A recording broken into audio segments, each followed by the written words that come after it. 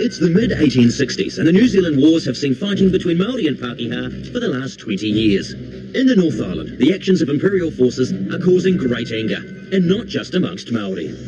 I'm in the South Taranaki bush in January of 1866. This is Dr. Isaac Featherston, and it's fair to say he's not happy. Were it not for my duty to New Zealand, I would fall on General Shute's force this night with my Maori and slaughter the whole of his men. And he's actually on General Shute's side. This is General Shute, and he's dragged Dr. Featherston along on one of the most foolhardy military operations the country's seen. And things are only going to get worse. New Zealand has a past filled with people who thought she'll be right, when more often than not, it wasn't. Join me as we celebrate these true stories of the history that history tried to forget.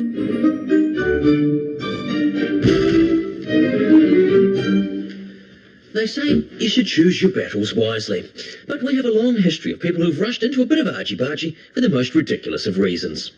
To help me tell these true tales of some extraordinarily rash New Zealanders, I'm using some ordinary New Zealanders, including a contingent of military reenactors who very generously provided their own guns and magnificent beards.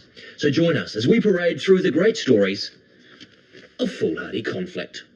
The Second Taranaki War was described, even at the time, as little more than a land grab. In the middle of it all was one man, who feared the conflict's effect on race relations. Dr. Isaac Featherston is a surgeon, the superintendent of Wellington, and the editor of the Independent newspaper.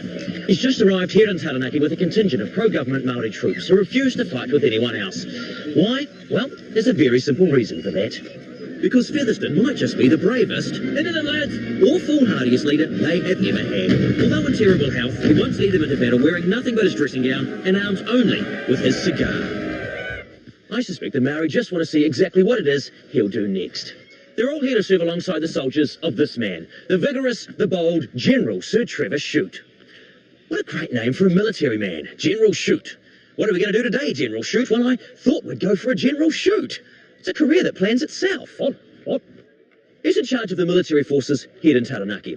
He's been conducting a scorched earth campaign against native villages, but the problem is he's run out of villages to burn. He has 500 men, 2.5 days worth of rations, and 93 horses.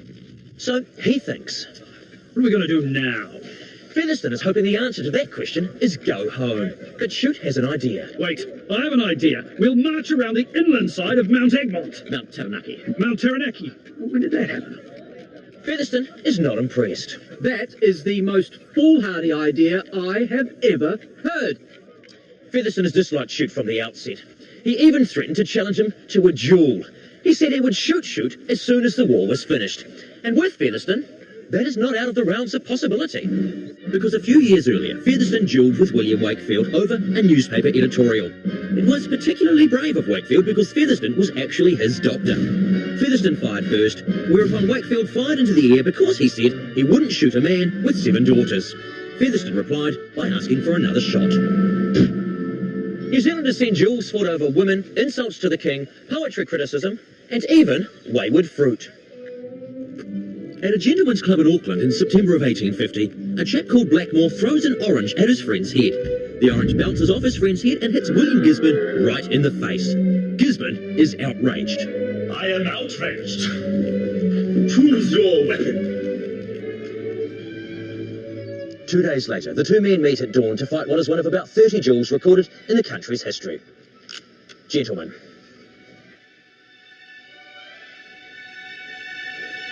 Fire!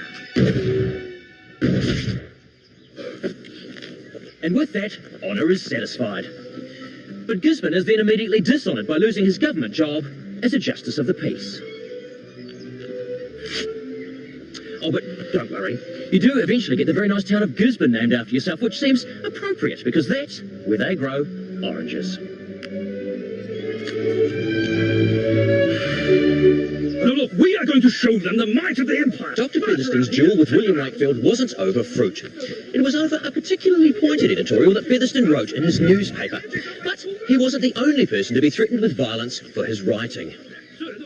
Take newspaper editor Samuel Lister, who was confronted one afternoon by women wielding horsewhips. Mr. Lister, we are not ruiners of men. How dare you sully our virtue? Come, ladies. In his editorial yesterday, Lister had insinuated that the women of the visiting London Gaiety Company burlesque troupe were less ladies of the nightclub and more ladies of the night. They're demanding an apology, but rather than calm the situation, Lister says something so provocative that all hell breaks loose.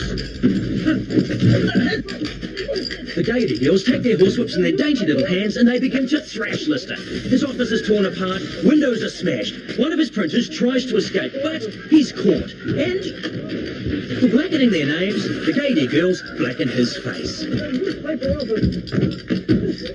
But what was it that Lister said that made the Gaiety girls so furious? Well, when they confronted him about his insulting editorial that he himself had written and published, he said, "It must be true.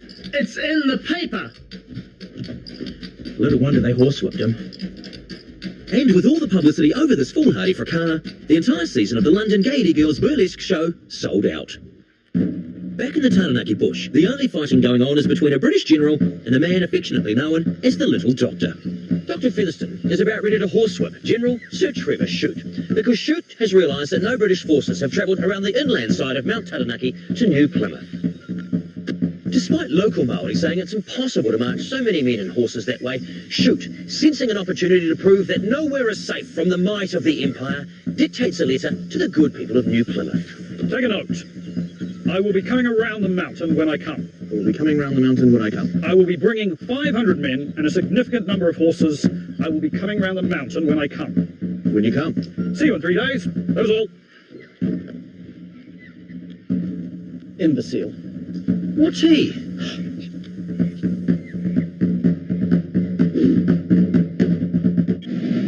Dr. Isaac Featherston came to New Zealand to improve his health. Instead, he now finds himself in command of pro-government Māori troops in the damp and decidedly unhealthy Taranaki bush.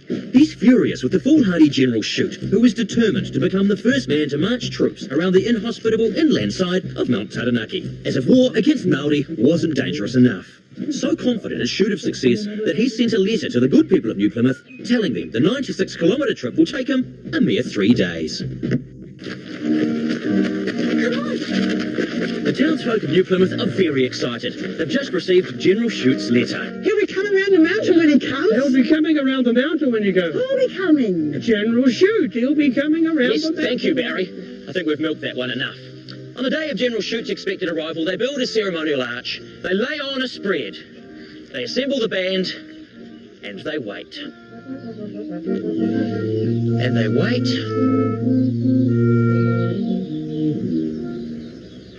And they wait.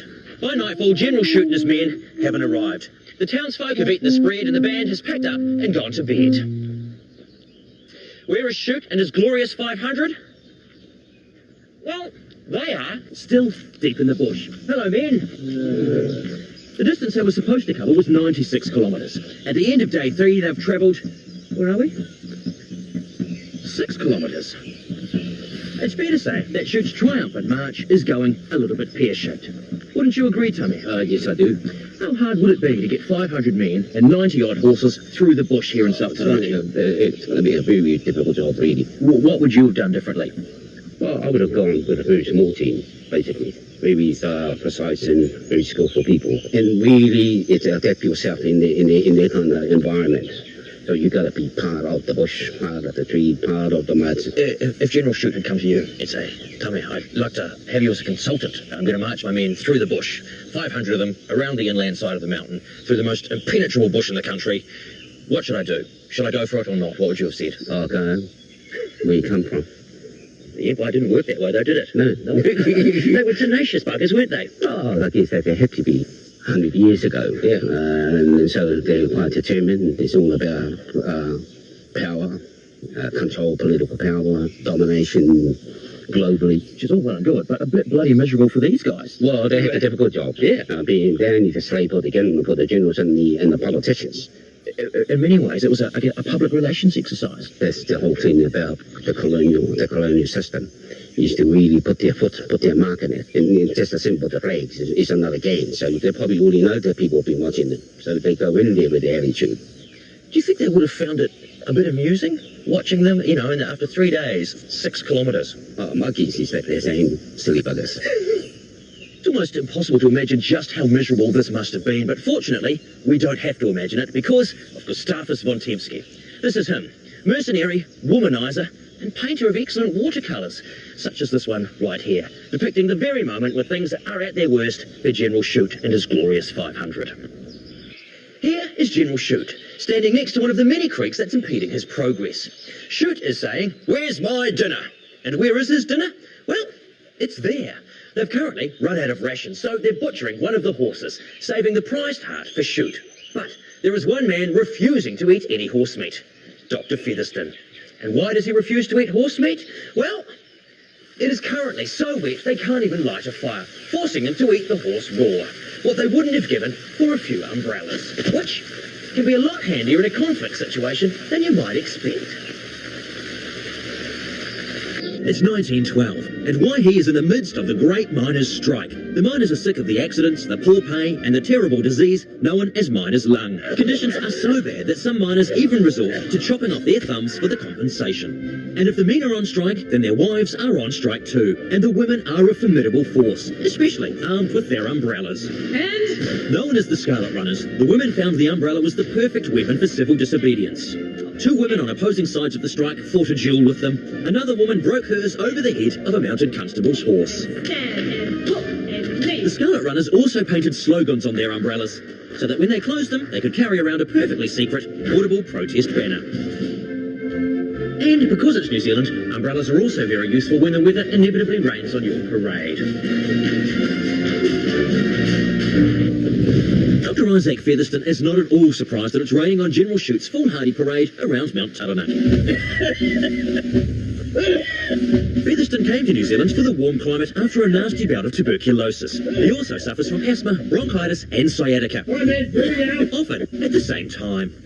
Pretty sure he appreciates the irony as he sits, starving, wet and shivering, in the bush, wondering how he, 500 men and a rapidly dwindling number of horses are going to get themselves out of this predicament.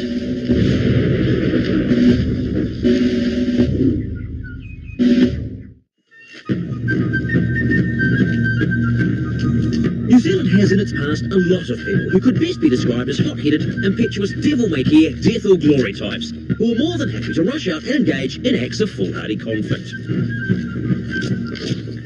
This is Dr. Isaac Featherston. He's currently trapped here in the Taranaki bush with 500 men, a significant number of horses, and General Sir Trevor Shute, who thought it would be a good idea to wage war on the New Zealand landscape. Currently, the landscape's winning. But that's the thing about New Zealand. The enemy can often come from a very unexpected quarter. Alright, thank you. 1942, and Sydney Ross alarms the authorities by saying that a Nazi sabotage cell has snuck into New Zealand by submarine and tried to recruit him as a spy. Perhaps most startling is that Ross reports the Nazis are currently hiding in, of all places, Nongataha.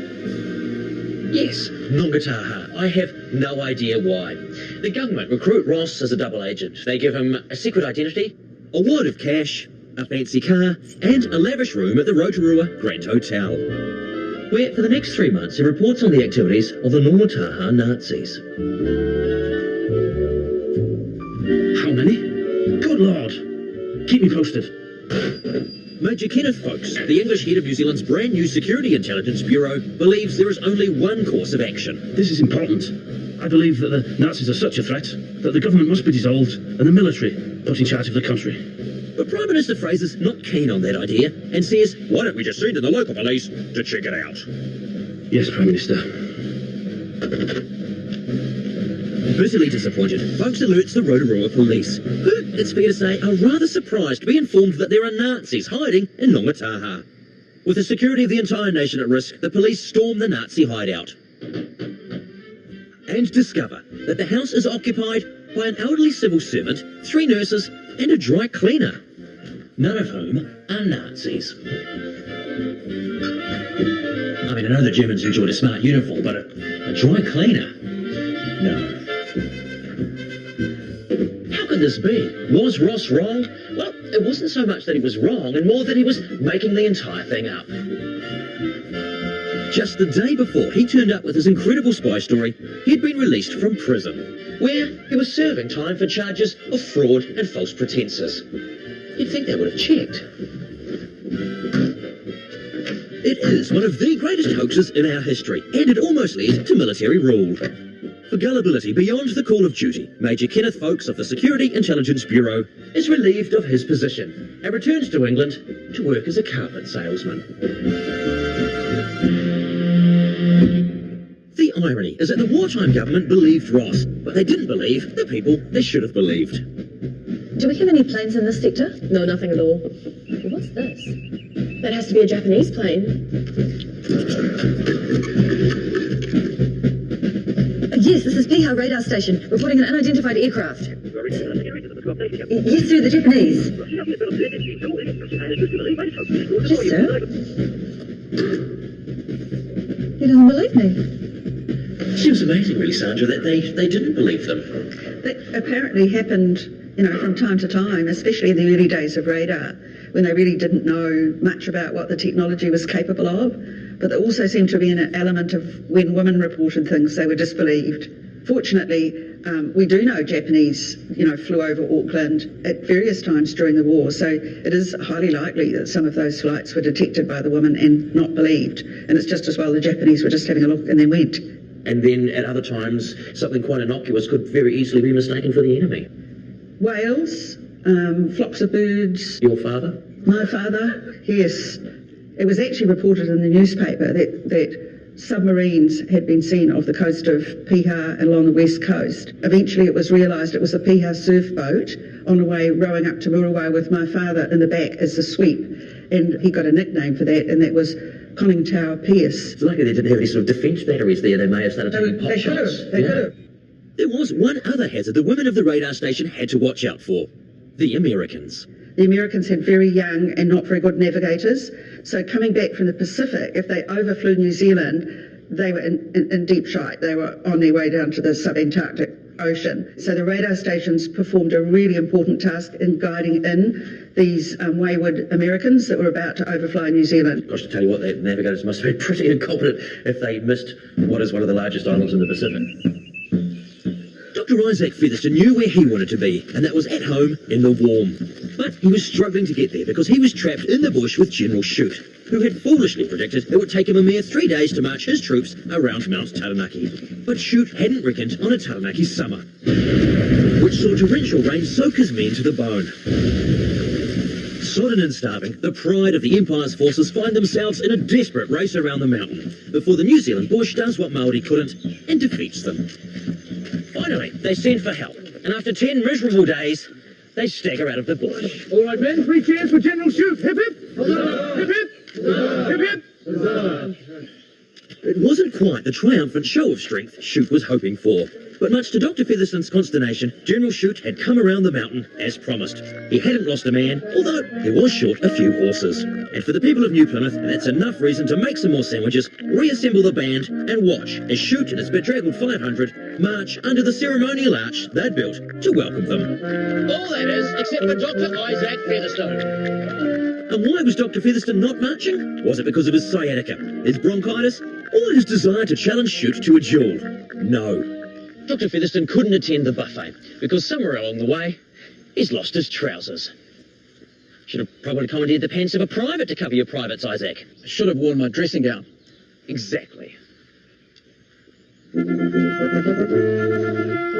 It's probably just as well he didn't attend, because hearing Shute describe coming around the mountain as a triumph might have forced Featherston to shoot Shute after all.